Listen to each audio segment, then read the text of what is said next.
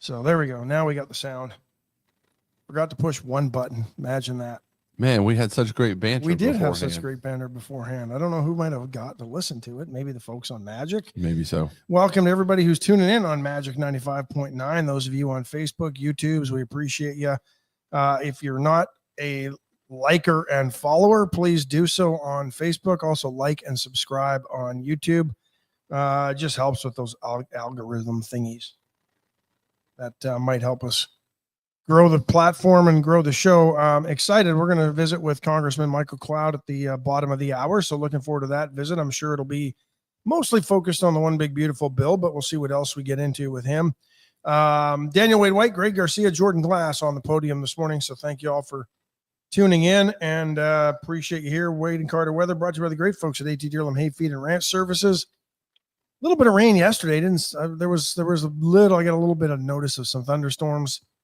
I didn't see any rain where I was, but there was a little bit in the area, nothing major. But if you've got mosquito issues, get rid of that standing water. And if you want to try to eradicate the skeeters, get over to Deerland Feed. They've got stuff that'll do that for you. Really good stuff that, you can go buy something at one of the big box stores, but it doesn't really work. So I'm just telling you, I found stuff over there. I don't remember what it's called, but it worked really good. Just ask them. They've got about 3 different products that'll take care of the skeeters. 73 degrees, heading to a high today of 88. So looking like another day where we will not break 90, which is kind of nice. It is nice. And tomorrow, much the same. The spring of 2025. Yeah. And actually, you know what? I'm looking into the extended forecast. I'm going to peek all the way into next week. And I mean, we're looking like 88, 89 for the highs on the weekend too. And even into Monday, a little bit more chance of rain, but nothing. There you go. Nothing significant, nothing like, what they're seeing north of us. Death toll up to over 100 now. I believe the 27 girls that were missing at Camp Mystic have all been accounted for. None of them found alive. And now people are starting to ask the local officials why they didn't have a flood warning system and all that stuff in place. And I was reading some of that last night, and I saw that there were some missed opportunities on some grants. One grant would have only covered about 5% of it. I believe Kerr County only has about 50,000 people in it. Right. It's not a big county. Not, sure. I mean, it's area wise pretty large. Right. Population wise, it's not. But where I can't even imagine the network of sirens that would have to be placed along the floodplain, the riverbed, how difficult it would be to get some of those there, how you would wire them in. Right. Cell service is spotty. Would everybody be able to hear them?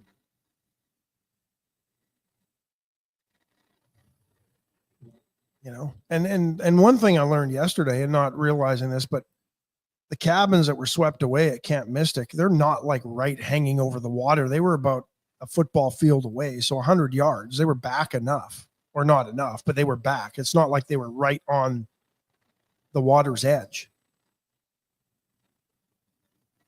Can you hear this guy out here mowing the concrete pad? A little bit, but it's a little loud. Yeah. Lisa Poole, Judge Posey, Rena Scherer, Scott Tomko, Marvin Mickish, Brent Anderson, Greg Garcia, Linda Christ, Bobby Leister, Mark Kurtz, Scott Tomko,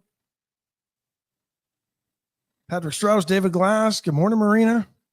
Junior Samples, Will Vincent, BJ Nelson in from Lake McQueenie. How's the water levels at Lake McQueenie, BJ? Are you seeing any increase there? Torm Bales, good morning. We're huge at Lake McQueenie this morning. Junior says bifin mixed with Malthion gets the mosquitoes good. Sounds dangerous. Yeah, it does. Scott Snow, Linda Christ. Yeah, we're going to get, I mean, they're blaming Trump. We covered enough of that yesterday, but there's some more things that have started to unpack as this tragedy unfolds and we start to the death toll rises. I'm sure there's people that went camping and didn't tell anybody where they were going, that maybe didn't show up for work yesterday or won't show up today, that they'll end up having to add to the list of missing Sure. people.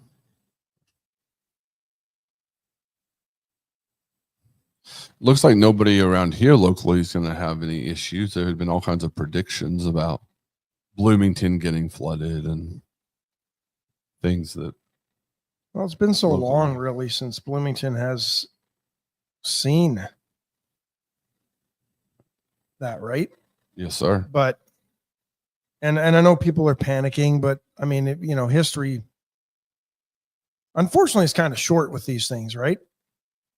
Anybody who's lived here at any length of time knows that the Guadalupe at Bloomington or south there, Tivoli area, Yes, sir. it floods a whole lot easier and with less river rise than the Guadalupe and Victoria. So, people there are probably taking precautions already, moving cattle to higher ground and doing all the things they normally do.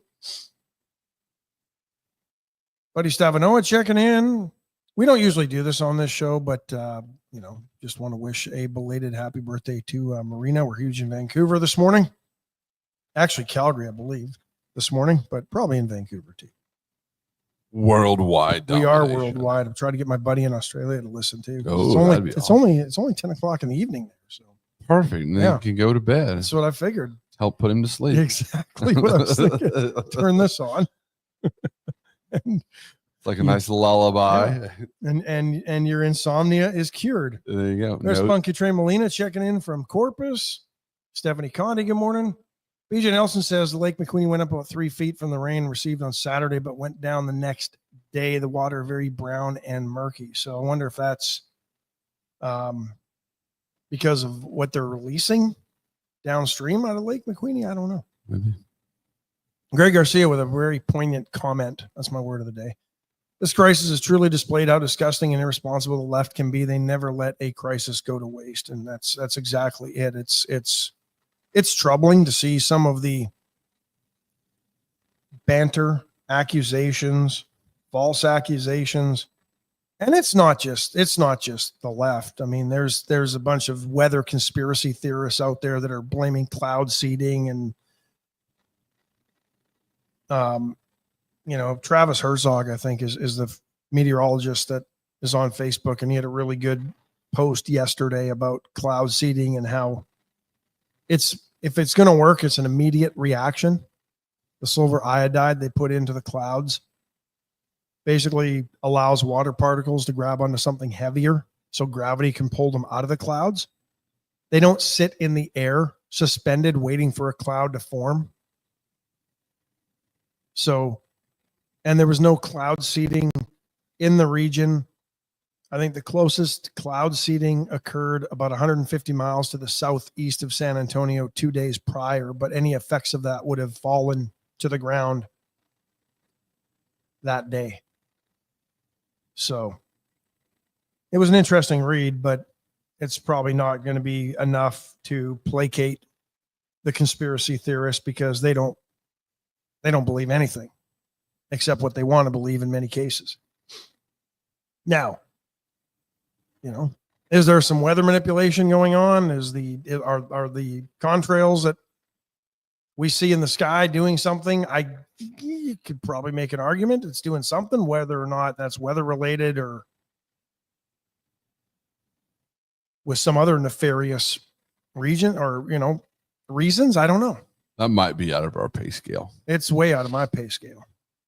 And you're the smarter of the two. I mean, I was always told that was just, that was basically the plane's exhaust. That's what I was thinking while you were talking about it. Actually. What do I know? I mean, it's cold up there, and cars on a cold day end up giving out exhaust. Makes sense. But could be anything. I don't know. But yeah, I mean, some of this stuff,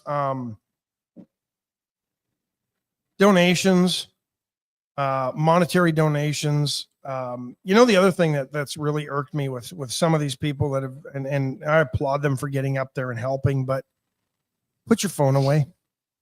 use it for purposes that are needed related to the rescue. I don't need a selfie of you telling everybody in the world that you're there doing your good Samaritan deed. We're doing this. You know, and unfortunately, that's where social media has us in this world, is people are there looking for the accolades that come along with it. Right. But I applaud everybody that's getting up there. But just let's focus on the task at hand. My understanding is, looking late last night, they really need some heavy equipment, stuff that can move large things, lots of tree limbs, lots of large trees, a lot of cypress trees that were hanging on the water's edge, gone downstream. Pieces of houses, cabins, RVs, cars. Well, and they said they've already reached above the ability to give out for supplies, and that they, while you could give a gift card or a monetary donation that they could later help people use to rebuild, right now it's like there's so many cases of water, we're gonna have to start throwing this stuff away because we can't use it quickly. Well, you don't have to throw water away. Well, that's right. But I know what you mean. Maybe water was a bad example, but thank you for reconsidering. Although anything for you. I know you're sleep deprived being a new parent. I get it. But HEB Caravan, their disaster team went into action. I mean, I'll say this. I don't know that people pull together better and from all around than the people of Texas. Absolutely. So, and even tip of the cap to Texans. Even though you might expect it, I thought it was cool to see some of the major league sports teams getting involved. Absolutely. Cowboys, Astros, Texans, all pledging money. I'm sure the Texas Rangers will. And reports that George Strait donated $3.5 million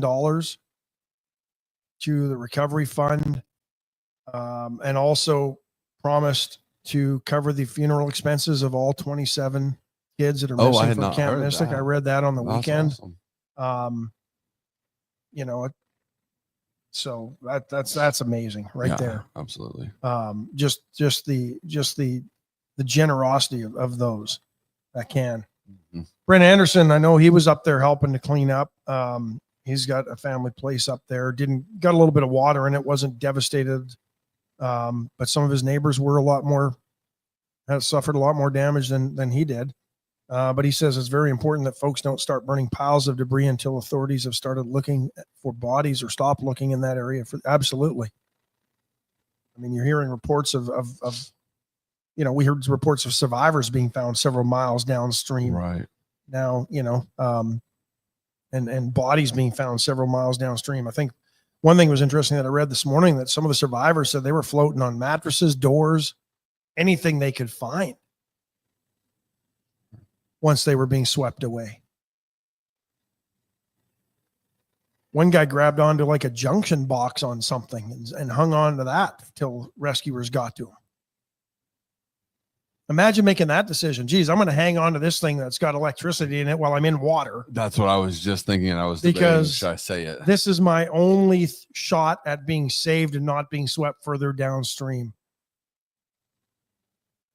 I mean, is that even a conscious thought, or do you just grab it because it's there? I can't wrap my mind and brain around some of these things. Greg Garcia says we live in an age of virtue signaling where people just can't just help out, but have to make it into a photo op. Ricky King, good morning.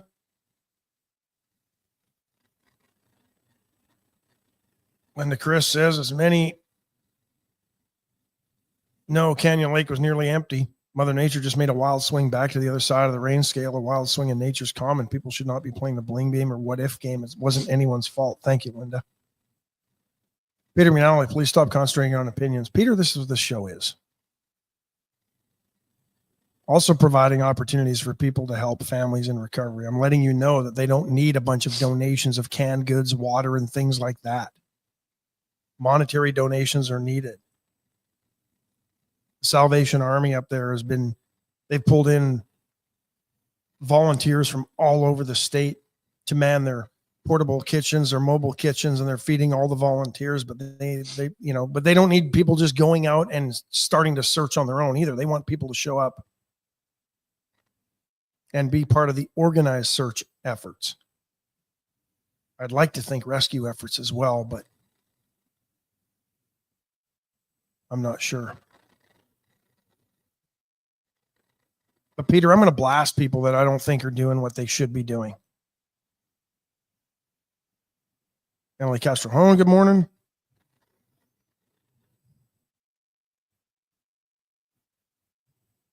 Let's see. I had a few things that I was going to send to myself yesterday. I got to find them now. You have to find those things or yourself? Both. Okay. Sometimes. I bet one of those is easier than the other. Absolutely. The pediatrician, I believe from Houston. Yep, from Houston. That Dr. Christina Probst had been employed by Bluefish Pediatrics, according to the Daily Wire. Posted on Facebook on a now deleted message that she wished for the safety only of people who didn't vote for MAGA. I'm not going to read the whole thing, but basically said that anybody who voted for MAGA, any children of those that voted for MAGA, got what they deserved with this.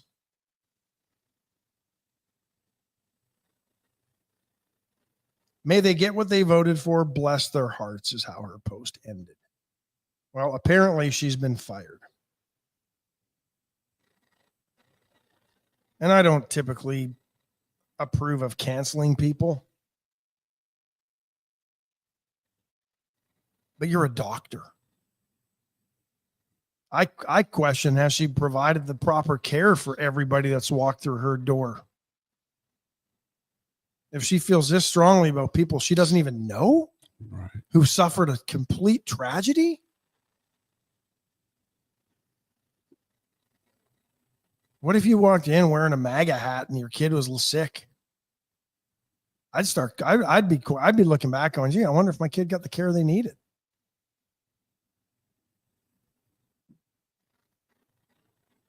But anyway, that was one thing I saw yesterday.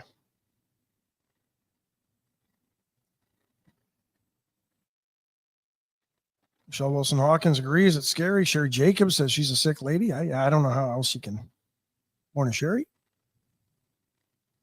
Greg Garcia, hard not to call out the hypocrisy because it's so blatant and uncalled for by the left. Torrin Bales, I wish Americans loved America as much as Texans love Texas. Mm-hmm. And that's some of it is it's not even, it's not even people with ties to Texas that are making some of these comments. Unfortunately, there are some of them. Junior Sample says she'll probably lose her license.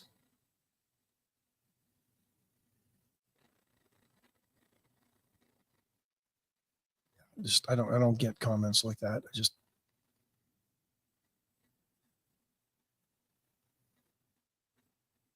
I've never not been friends with somebody because of their political views. In this day and age, I'm not talking people who support actual dictators that kill their fellow compatriots and things like that. Like, I don't know that I could be friends with somebody who supports Hamas or Kim Jong nut job in North Korea. But because you and I have a difference over a political party that we may vote for, or candidates that we may vote for in the upcoming election, I'm not going to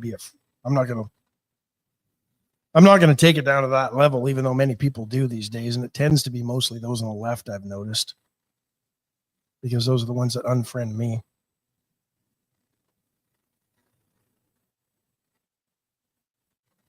Broad brush, but Canadians on the left seem to be the worst at it.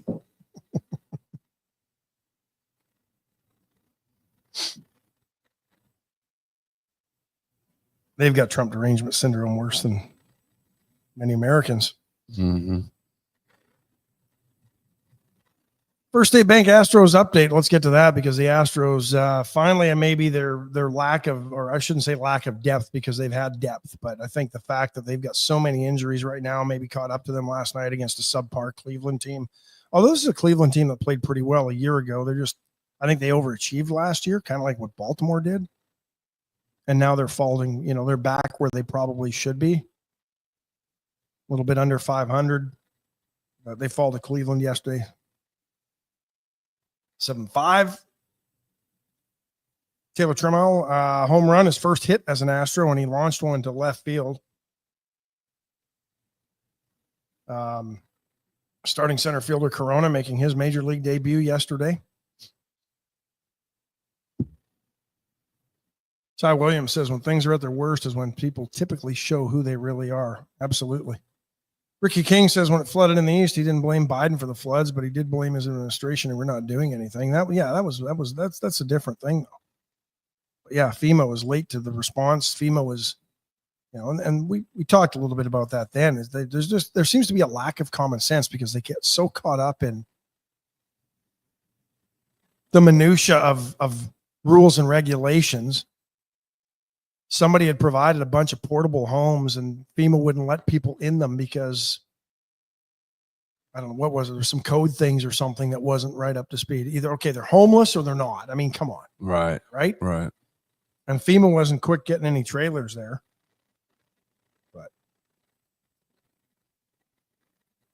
But yeah, Astros hopefully turn around and right that ship. They're home until the All-Star break. They've got Cleveland this week, and then I believe they got a 4-game set with the Rangers coming up this weekend. Lots of giveaways this weekend with the Rangers. They've got a commemorative silver boot mug, I think is it Saturday or Sunday? I don't know. I remember I watched them talking about it yesterday. It looks pretty cool, but since the Astros won the silver boot last year, they're going to give that away. They got some bobblehead stuff. I think they got a Friends night coming up. So if you're going to go, this might be the time. Lots of giveaways. I think the Friends night, you can buy add-ons to your ticket package, which is kind of cool. So probably the best reason to go. Probably. Let's see. Astros update brought to you by the great folks at First State Bank of Louise. Friendless little bank anywhere. Stop in, talk to Lolly.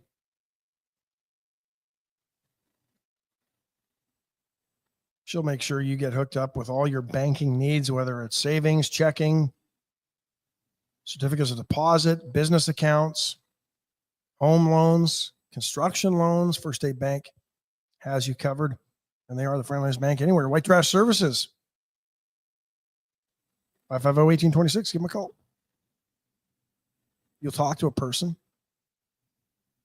You could even ask for BJ Nelson, and she'll talk to you. Well, she might be at the lake, but well, she's at the lake right now, but they might be able to forward it. I mean, the technology does exist. No longer is it sent to a pager where they call you back. Ah, the pager years. Life was slightly easier. Unless you're Hamas. Should we go back to pagers, Ash? What do you think? Yeah, the instant ability to track people wouldn't be there. Mm-hmm. But might not be a bad idea. White Trash Services, White Trash Site Services for all your refuse collection in the county. If you've got demolition needs in the city, they can handle that for you as well. Roll-offs, weekly dumpsters, and weekly trash service. Give White Trash a call. Chesnick Furniture Company. For any room in your home, even the bathroom, Chesnick has you covered. They've got appliances for your kitchen, your laundry room, bedroom sets, dining room sets, living room, home office, best furniture, all the bedding that you need. Stop by, visit Chesnick today. Go see Bobby Leon. He's there. Every time I stop by, Bobby's there. Hard-working guy. The Chopping Block. Tenderloins on sale, folks, at the Chopping Block.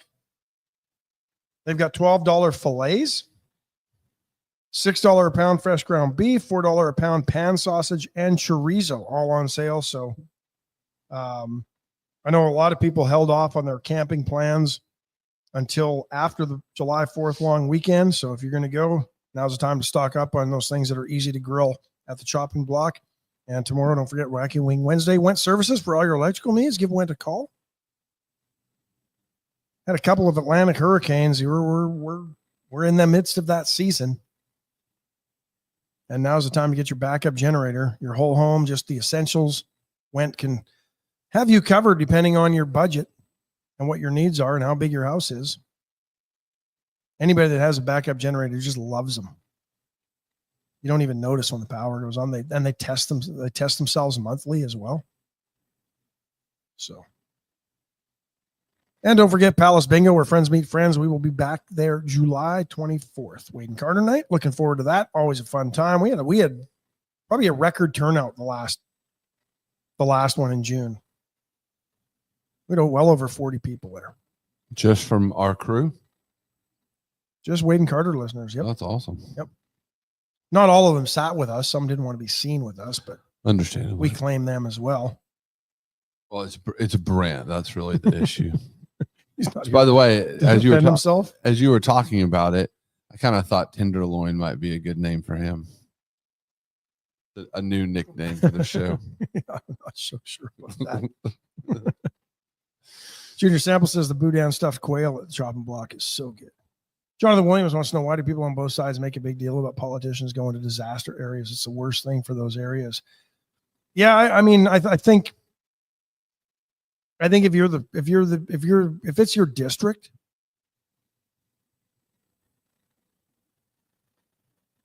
then you probably need to be there. I know President Trump is going to stop by the area on Friday. I've long said I don't believe I don't think they need to be there. I really don't. I thought I saw some remarks of Ted Cruz from the area yesterday, state senator, one of only two. Probably beat John Cornyn to the punch. But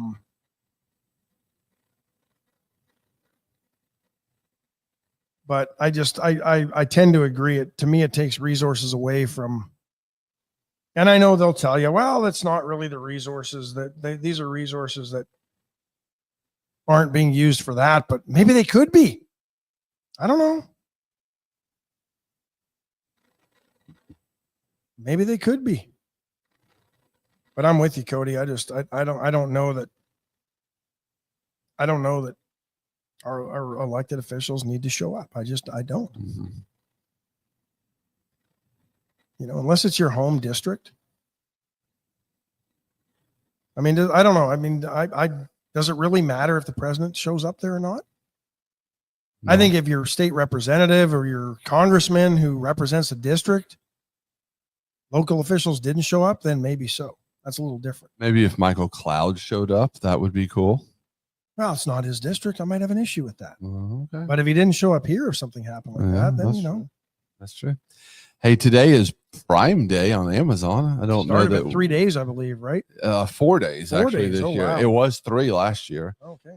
So if you need overly priced crap that's on sale, Amazon's got it for you.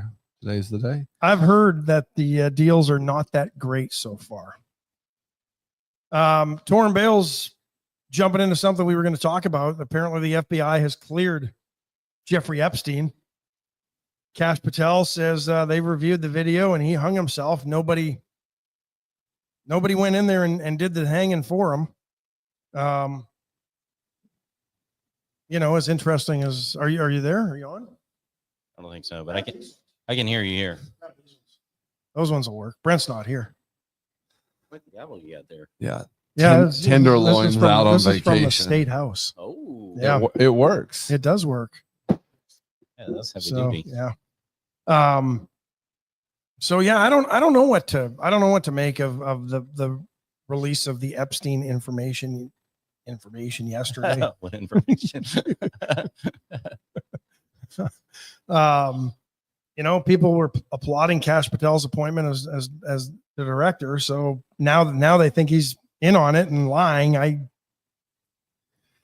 don't know. I don't know. Yeah, I don't know. It seems like there's more to the story that we don't know.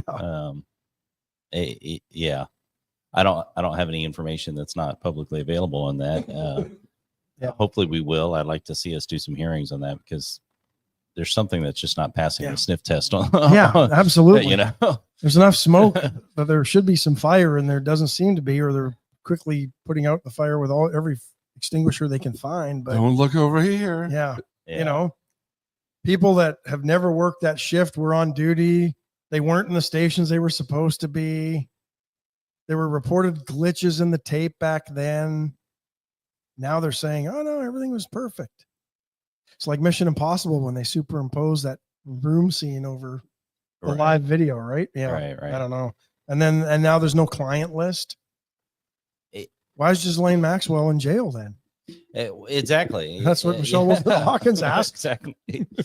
Yeah, a lot of questions. I have a lot of questions too.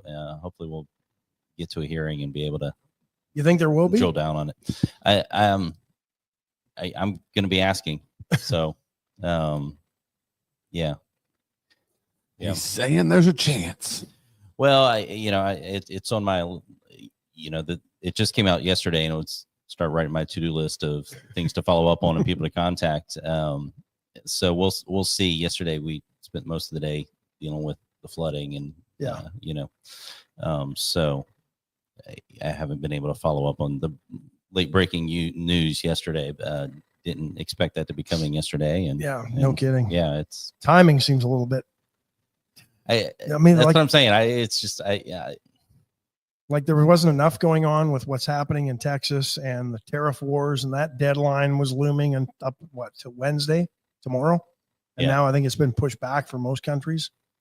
Yeah, we'll see. I know they've been making progress on a lot of fronts. And those trade deals they're detailed. They're, if you think grain prices in one particular country versus, and then, you have to go commodity by commodity by commodity. And so, into the messaging, you just look and say, oh, their tariffs are here and ours are here, and we need to fix that. But the pragmatic of it is, and sometimes it's not just a percent, it's trade barriers. It's what their inspectors are doing to say, oh, well, we don't want that, but it's not really about health of protecting their or we're going to people. let this much in, or we're going to buy this much. And then if we buy any more than that, we're going to tariff the heck out of it. And Right. So they are pretty complicated, and I know they've been making headway on it. Yeah. So, for those of us on Magic, we are joined by our Congressman. Good morning, Michael Cloud. Thank you for stopping by. Sure. I mean, it was a pleasant surprise to say, hey, what are you doing tomorrow? Come on by. Let's see. Andrew Alvarez says, I feel like there may actually be a list, but some big foreign dignitaries are on there, and exposing them could put some foreign relationships in jeopardy. I mean, that's always been a concern, especially, and not even foreign dignitaries. I think there's some folks. I mean, we've seen the flight logs. The Clintons are on there, or at least Bill's on there. Donald Trump had been on there. There's people that were on the flight logs to Epstein Island, and some pretty powerful people. I think Stephen Hawking was even on there, wasn't he? I have not reviewed them. Okay. So I'm just trying to remember from what I've seen the headlines, but I and it seems our media didn't cover it very much. Like the Daily Mail and some of those from overseas were the ones that really kind of pushing that. But I mean, that's not why we brought you in, but I think it would be interesting if you'd be able to get it will be. Well, I mean, we thought the list would be coming out, and so I was like, okay, they're going to take care of that, and we'll drill down on other issues that are we were promised the list was going to come out, right? Now we'll see. Border shootout yesterday. I know you're a big proponent of border security. Border Patrol shot and killed a guy who started shooting at Border Patrol agents down in the border. And then I didn't have a chance to look. I caught a headline that apparently 27 other people arrested in another sting that stopped something like this. They caught them planning a similar assault. Yeah, it's troubling to think when what we see coming out the left when it comes to these sort of things that, we should be a country where we all appreciate and respect law enforcement. I mean, that's the country we thought we have all lived in. And I think by and large, most people are there, but you see this contingent within our borders, and, how much of it is because we've had open borders over the last, several years. Well, I think the one guy that was killed yesterday from Michigan. Yeah. So originally. Right. And then you see the kind of vitriol coming out of a lot of the left to stir up angst toward, people who are out there doing their job. Yeah. And protecting our communities. It's really sad. Yeah. and enforcing the laws that are on the books. That's the interesting thing, is that's all they're doing.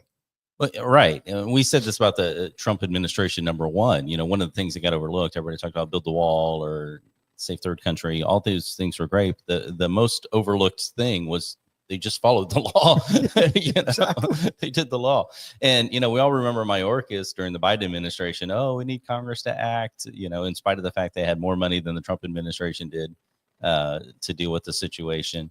They had the same laws on the books that the Trump administration one had. And now, of course, as we see President Trump back in office, as he said during his joint session of Congress, all we needed was a new president. Yeah. No, it's interesting when you see the clips of Obama that are making the rounds again. If you're a criminal, you'll be deported. If you're here illegally, you'll be deported. Yeah, we had a guy from Cato in one of our hearings, and they were kind of pushing back on some of these issues. And I pulled out an article that Cato had written talking about Obama being the deporter in chief. That's what they used to call him, I still think more people have been deported under Obama than even Trump, even with all this. To this point, I think so. Yeah, I think you're correct. Hopefully that's not the case after 4 Well, and that was one of the but cases with the injunctions we saw coming from the judiciary is you look strictly at the numbers. Obama did a lot, and no injunctions, right? And then you saw the courts stepping up to try to. Let's start there. I do want to get into the big beautiful bill, but let's talk about that, because I think the big beautiful bill sort of overshadowed some of the Supreme Court rulings. How do you feel with where the Supreme Court landed on sort of slapping the hands of federal judges? It was much needed. And we had the judicial conference or Congress they had before the Appropriations Committee, and one of the things I brought up was the fact, and the guy made the comment about threats to judges, and he had wrapped in the we remember a year ago where you had mobs protesting outside their house and those kind of things, and legitimate physical threats, but he had wrapped that up with impeachment. Like, they shouldn't have to live under the threat of impeachment or violence, and I'm like, those are two separate things. You should not wrap them. One is the constitutional way to hold people accountable, and other ones, we should all be against violence, against the, physical violence against the judges. But the fact that the Supreme Court came out and finally said, you're not a king judiciaries, in light of the No Kings rallies and everything that was going on, what they wanted, and the smackdown in the decision was quite telling. In the fact that you're trying to replace what you claim to be an authoritarian executive with authoritarian judiciary, and it's exactly what's been trying to go on. And the separation of that third branch just didn't seem to.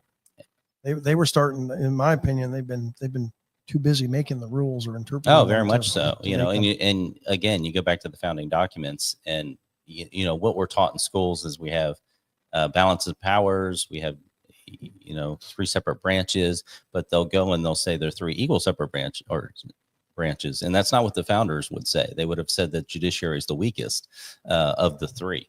And the executive has broader powers, right. and my takeaway on the Supreme Court rulings was the Supreme Court finally came out and said that. Right. Yeah. First time in a while. So that was a huge victory.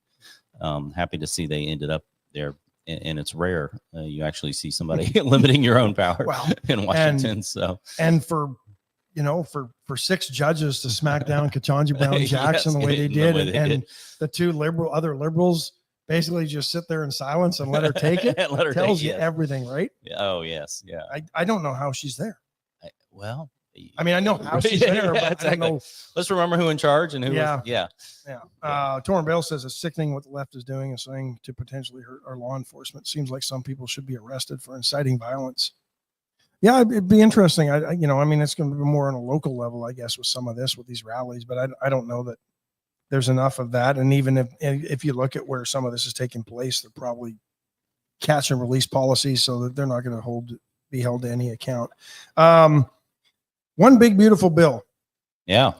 Busy week last week. Yeah. You were able to get it passed on the 3rd, signed into law on Independence Day. Where you took some arm twisting and cajoling to get to come around and support it. Where are you happy with the bill? What parts of this bill are you, did you have no problem with from the get-go? Oh, there's a lot of good stuff in it. So if you look at it, I mean, it accomplished a lot of great stuff. The tax cuts that were in there that were needed for families, every family. But that's just for billionaires, Congressman. Child tax credit, as if only billionaires are having kids. I just leveled up a lot. So you billionaire in the corner. I didn't know. We all feel like that as a parent, right? Right. Of course. But every family would have seen a massive tax increase. So, on the plus side, it helps juice the economy and keep us going.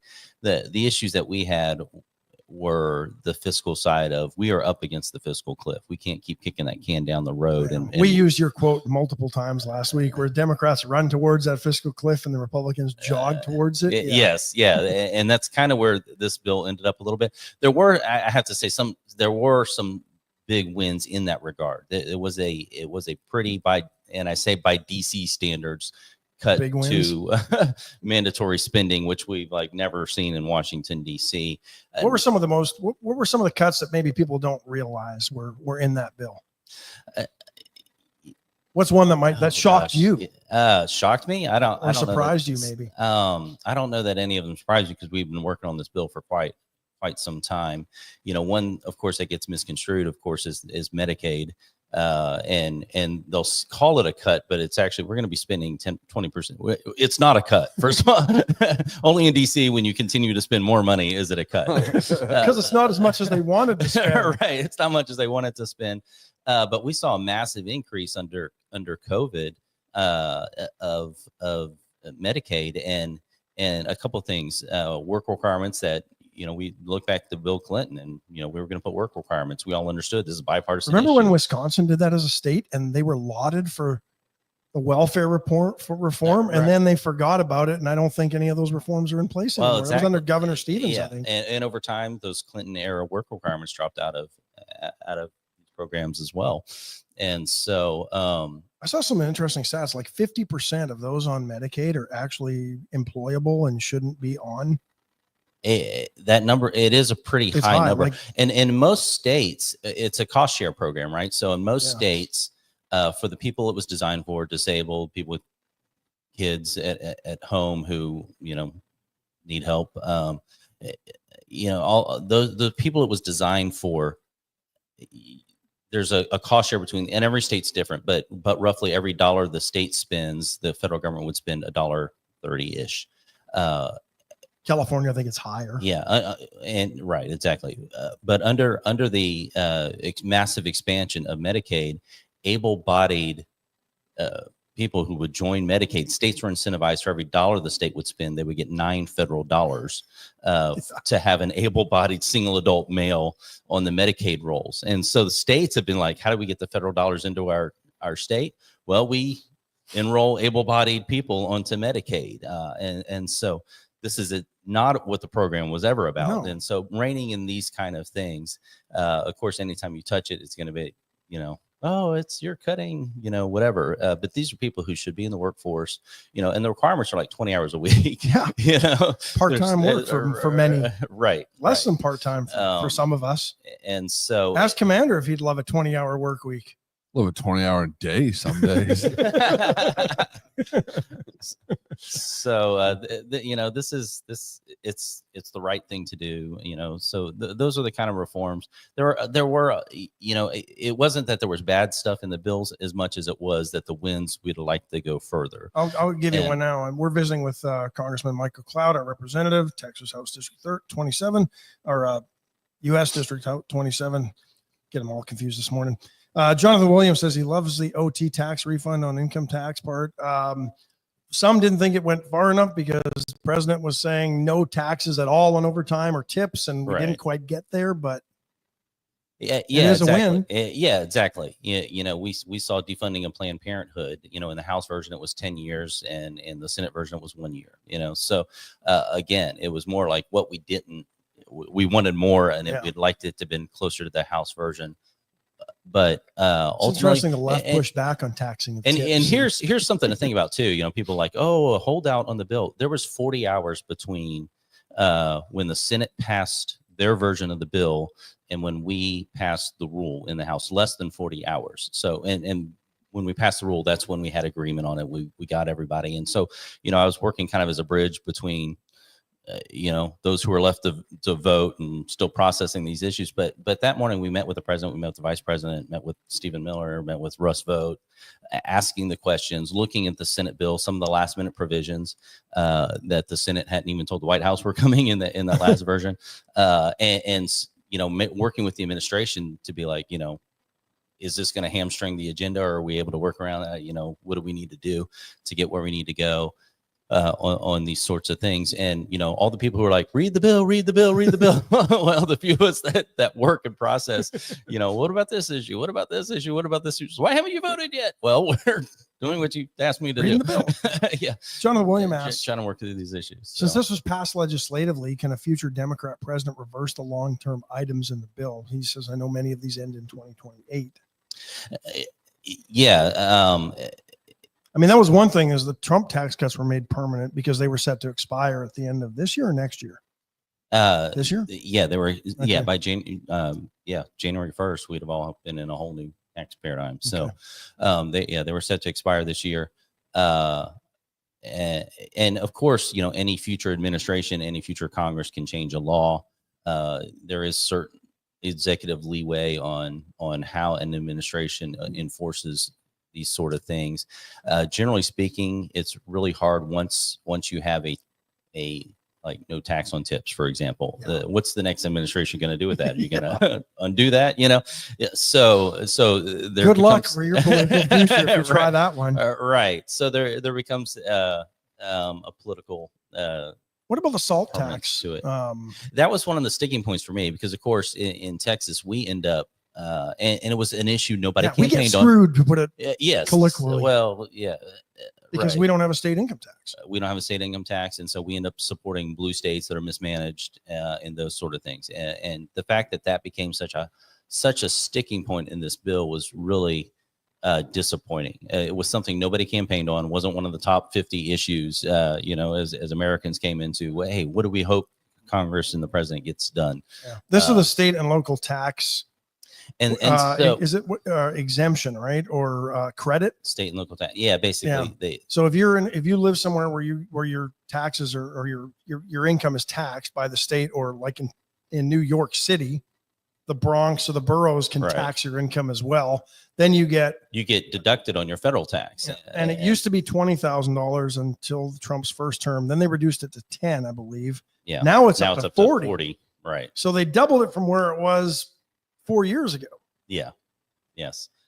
So, you know, again, one of the things we didn't like in the bill, and the fact that became one of the things, like me and, you know, those that were kind of working the bill, you know, everything we were asking for were things for the betterment of the nation, you know, and the group that were asking for those kind of things. It was really a colloquial issue that didn't benefit most of the nation, benefited a couple blue states, but, you know, in a slim majority, you know, we pushed it as far as we could. Yeah, it was interesting that Gavin Newsom was crying about the Medicaid cuts when he was basically just trying to cover his butt because he was having to cut Medi-Cal drastically because of their budget issues in that state. What are some of the things in the bill that you didn't like? What are some things that you had to say, okay, if we're going to get this passed, I'll give up on that? Or what are some things that you see in that bill that you're just not happy with? But I mean, the SALT was a big one. Mhm. The biggest thing is there's still the DC math that I talk about where the benefits,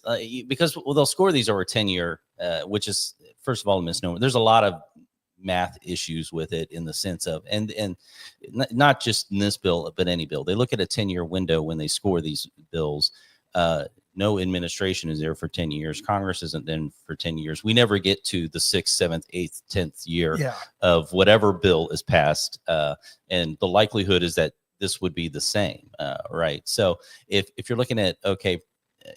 Because what is the Congressional Budget Office saying? It'll add $3 trillion to the deficit or something over the term. over the life over the next 10 years. And so in the House version, we had a provision in our version, a framework that we stuck in where any tax increases would have to be tied to finding savings to keep that, because the big thing we were pushing for, and Scott Bassett even mentioned it. He talked about the fact that he said those Freedom Caucus people are making sure that we keep spending forefront and not, or I should say, reducing spending forefront on these issues. And we're holding people's feet to the fire and making sure that in every one of these bills that come up that we're addressing that issue, because long-term sustainability, again, bond markets, strength of the dollar, all these different kind of things are going to matter in how much we spend. And so this bill, like most bills in DC, the benefits are in the beginning years and the pay fors in their outlining years 6 through 10. Yeah. And so there, for me in all these bills, I'm just like, let's get back to real math. What's really going to happen. So I don't care what's on this balance sheet that we use to get things passed. Well, I learned something in reading this and following this process last week, was that only in DC do tax cuts equate to spending increases on the way the budget is drawn up, or the way they account for it. It's just a tax cut. So a cut in revenue is a spending increase. CBO has a lot of math issues, and one of the very first bill I introduced in Congress is the fact that CBO doesn't score for interest. So even all these numbers we're getting, they're not looking at interest. And then Warren Davidson has another one, basically show your work. They never show their work. So, it's like, how are you coming up with these numbers? Oh, it's the magic box. That's, and they're shaking the magic 8 ball. And like most agencies in DC, I mean, if you look at the makeup of the agency, they skew one direction, and it's not very conservative, and their scoring has tended to not favor conservative bills and favor legislation. So you look at Obamacare, right? And they said it would score at a certain figure, and it costs way more. Yeah. You look at Inflation Reduction Act, they said it was going to be 600 billion. And then after it passed, Wall Street's like, it's going to be about 2 trillion. And I think the people that they said Obamacare would help get on medical coverage didn't materialize either. It's far less than what they initially said, right? So, I mean, you have all these issues with CBO, and yet Congress takes it like the gospel. So there's a lot of issues that go with. Were you shocked when the findings came out from the CBO that all of them donated to Democrat candidates? No, nobody donated to Republicans? No, not at all. That's pretty typical with for a nonpartisan office. It was pretty interesting. Right. Yeah. Yeah. They think if you put nonpartisan on the shingle out front, that it means that, suddenly all that disappears. But yeah. What's next? What's up for the summer? How long is the summer break? We're here for this week. Okay. So summer break is a misnomer. You're not off for the summer. No, you're not a teacher. I'm kidding. Well, exactly. And tomorrow I'll be headed down to the Coast Guard station to thank them for the great work that they're doing. And they offered to take me up to see the flooding, and I just did. I don't want to take any resources out of it. So I think they have a chopper that they're going to be able to take me up. That isn't part of that. Like the last thing I'm trying to do is introduce a dog and pony show in the middle of a rescue. And I personally appreciate you for that. Yeah. But I did want to go down there and thank them for what they're doing. It's tremendous work. Hundreds of people saved by Coast Guard rescuers in those floodwaters. I mean, that's amazing. It is pretty amazing. And one of the things in the bill was $3.5 billion for new equipment for the Coast Guard, which is, I'd been down there a year and a half ago, and the day I was there, all 3 of their planes and all 3 of their choppers were down.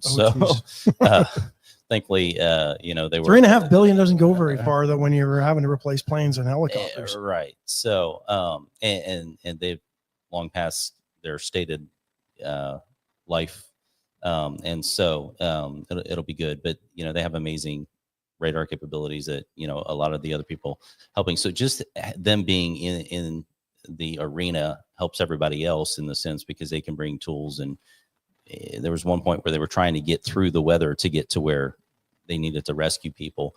And there were other choppers on the scene, but it took the Coast Guard with their advanced capabilities to be able to kind of lead the way into the area and know how to get through the storm. That's pretty cool. So, and then of course the heroism of them swimming and rescuing people and doing everything they do. It's pretty amazing. If anybody has a question for the congressman, you can post it here on Facebook or YouTube, and I'll read it for you and let him answer it. So when we get back, we've been working through the appropriations bills. We'll continue to work through the appropriations bills. What role does the House play in the rescission that is coming? $9.8 billion or something that the president has said I want cut, and I think it starts in the Senate, correct? We voted on it in the House, and so we're waiting for the Senate. Okay, so it started with you guys. Now the Senate. Yeah, I guess that makes sense because all spending originates with, right? Yeah, if they're supposed to. Yeah. So the Senate, obviously, you think all 9.8 billion will end up being cut, or you think the Senate's going to go a little further? Because they talked a big game when they got this spending package, and they cut back on some things. Well, and that was one of the frustrating things, as the big beautiful bill left the House. The talking points at the time were like, this doesn't go far. Well, it's okay, but the House is weak sauce. We're gonna we're gonna toughen this up, and we're the A1. They're the Heinz 57. Right. They're like 1% savings. We want 4% savings. And then of course they went the other way with it. But remember when you introduced a 1 cent bill, or were in favor of a 1 cent spending cut across the board? Spending is. I mean. And that's the big issue. We've got to get control of the spending. And for me, working with the approach, that's what we're doing. We kind of turned a corner in this, and that we broke some of the assumed formulaic stuff that always happens in DC. The assumed additions and those kind of things. We were able to turn our corner in. One of the things that was interesting is we got military spending in, because one of the reasons we have this is because the left will hold hostage military funding and the votes for military funding unless they run up these social programs and just making them bigger. And as we've seen, explained to Medicaid, that's not always better. That doesn't necessarily mean more people are being served who should be. It just means the program's getting bigger sometimes. And so they would hold those programs hostage or military spending hostage.